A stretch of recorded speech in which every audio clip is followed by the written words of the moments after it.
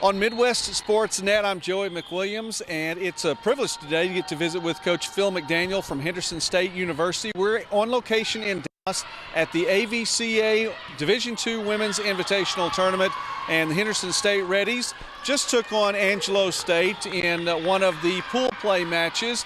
And Angelo State's a tough team, Coach. They're strong. They're one of the best teams in the state of Texas, and they're obviously top in the nations that are playing this year, and they've got some size and they've got some speed, and they brought both at us. So, but I was happy with the way that we played at times.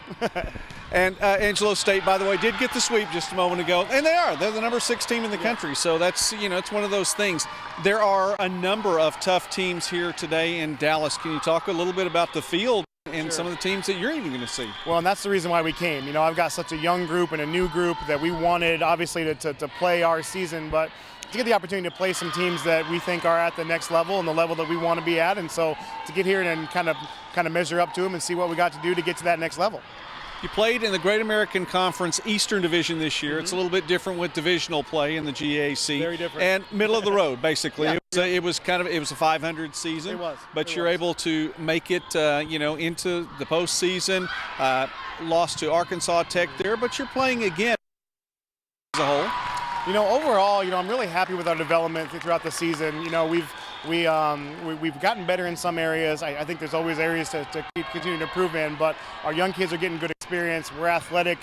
Sometimes we're just making those young mistakes, and when we do that, our hitting percentage drops, and we just make too many errors, especially in a row. And so I think that's what our biggest hurdle is right now, and that's what we've got to continue to try and fight to get over. You had some individual honors, though, at the end of the season, and very impressive. Go ahead and start with the Defensive Player of the Year in Mackenzie Thoman as, I think one of the biggest stats, nearly 6 digs per set. Yeah, she had a great year, and I kind of wish we would have had a full year to see how many she would end up with for the year, but, she's doing a great job for us. She came and won that job as a freshman, and she's never given that jersey back, and she's going to continue to fight to hold on to it. She's just a great find for us and a good source of energy, and just keeps balls alive that should be hitting the floor. And she's one of those players, too, that will be coming back, of course.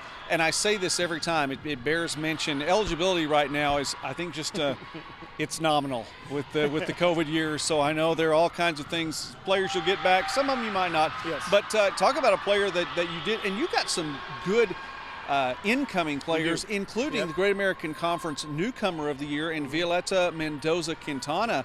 And she did a good job for you. She's done a great job for us. She joined up New Mexico Military Institute, and so she's got, again, with the eligibility and COVID, she's got another 2 years with us, and so her growth has been great as well. Her serve receive has gotten better. She's got a fast arm. She's a great spirit on the court, so we certainly love having her, and we're going to love bringing her back. She wasn't the only one, by the way, that really racked up the kills for you this year. You had 2 players in the top 10 in the Great American Conference, and both of them new players to your program. Absolutely. One One of them, of course, Mendoza-Quintana. The other one, Maya Robinson, who came in and really was a force. Yeah, Maya's got a big arm, and certainly works hard on the court for us. She's made some really good strides. She transferred to us from Arkansas Little Rock, and so her getting to see the court for the first time this year has been great. And we were expecting big things out of her next year too. So with those 2 on the outside, I like our foundation as we go forward. All right, now really quickly, Coach, talk about this weekend. You were talking about the fact that it's an opportunity for you to get to see some different teams and kind of get a feel for where you are. What do you expect from your girls? It's kind of a bittersweet tournament because we get to see some of the new ones play, but we also know that this is the last time we're going to get to see our 2 seniors, Abby and Brittany, play, and so I wouldn't want to go through this without mentioning them and all that they've done to help our program. Abby being a setter, and of course Brittany, a converted middle, playing right side for us. They're going to get lots of reps, and then our new younger kids are going to get lots of reps. We've got, in my opinion, 3 of the best setters in the conference. And we're in that 6'2", and so we get a young setter in Maddie Hatt. We get to give her reps, and she's from the Dallas area, so she's back home. And so as many of our players kind of back home in Dallas, and so we get to see the young ones play. We get to say goodbye to the old ones and their farewell tour here, but it's kind of that mix of both, and just excitement building toward next fall, which will get here before we know it. No kidding.